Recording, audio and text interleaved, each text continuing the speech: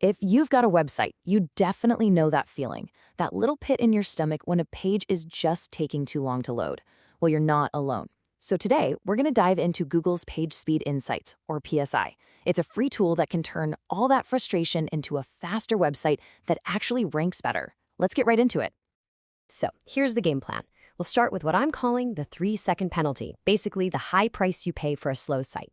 Then we'll get into why speed is absolutely king, how to decode your speed score. I'll give you some quick win fixes you can start using today.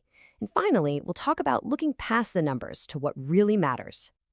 All right, let's kick things off with the one problem that every single website owner has to deal with: losing visitors before they even have a chance to see your awesome content, all because of a slow-loading page. I mean, this is the question that should keep you up at night, right? Are people clicking away from all your hard work before they even get a chance to experience it? The data on this is, well, it's pretty shocking. Okay, here's the number you really need to burn into your memory. This comes straight from Google: 53%. That's a huge chunk of your potential audience, and they are not willing to wait. But what does that actually mean? Yep, you heard that right. More than half of the people visiting your site on their phones will just leave if it doesn't pop up in under 3 seconds. This isn't just a small tech problem, it's a massive business problem. We're talking lost sales, lost leads, and a clear signal that something has to change. And look, this isn't just about frustrated users anymore. Google has officially made website speed a major factor in how they rank websites. But thankfully, they've also given us the perfect tool to figure out what's going on. And this is it: PageSpeed Insights. It's super simple. You just plug in your website's address and it spits out 2 main things: a performance score from 0 to 100 and a super useful personalized checklist of things you can do to speed things up. But where does it get this info? Now, what's really cool here is that PSI looks at 2 kinds of data. On one hand, you've got lab data. Think of this like a speed test for a car on a perfect controlled racetrack. It's a good benchmark. But the real gold is on the other side: real-world data. This is information from actual Chrome users on their own phones and computers, showing you how your site really performs out in the wild. And inside that data, Google is laser-focused on these 3 specific metrics. They're called the core web vitals. And get this, these aren't just suggestions anymore. They are direct, confirmed ranking factors for SEO.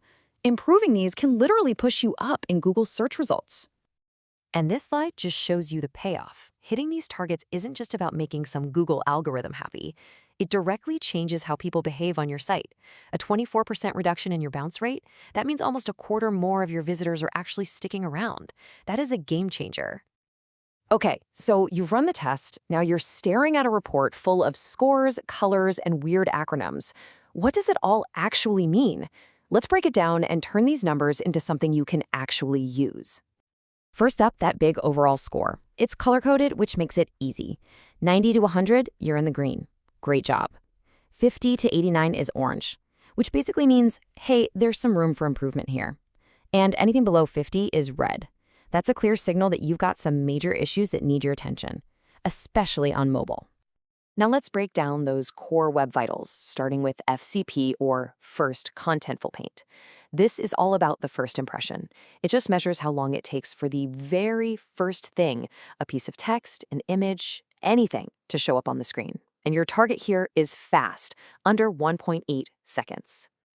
The best way to think about it is this: FCP is the moment the We're Open sign lights up in a shop window. It doesn't mean you can buy anything yet, but it's that first critical piece of feedback that tells your visitor, yep, you're in the right place and things are happening. Next up, we have LCP, Largest Contentful Paint. This one measures how long it takes for the biggest, most important piece of content to load. We're usually talking about that big hero image at the top of the page or the main headline. You want to get this done in under 2.5 seconds. So if FCP was the open sign, LCP is the moment the main attraction in the shop window is finally revealed. A slow LCP just makes your whole site feel broken or unfinished, and it's a huge reason why people hit that back button. And finally, there's CLS. Now this one's a bit different. It's not about speed, it's about stability. CLS measures how much stuff on your page unexpectedly jumps and moves around while it's loading. You want the score to be as close to 0 as possible, because any movement is bad movement. Oh, we have all felt this pain. You go to tap on a link, and right as your finger comes down, bam, an ad loads in and pushes everything down, so you click on something totally different. It is one of the most infuriating experiences on the web, and you better believe Google penalizes sites for it. All right, enough with the problems. You understand the metrics. Now for the fun part. How do we actually fix these things? The PSI report gives you a whole list, but honestly, most of the fixes fall into just a few key areas. I like to think of site speed like a house built on 4 pillars. First, your images. They're almost always the heaviest things on a page. Second, your code. You got to make sure it's not getting in the way of the page loading.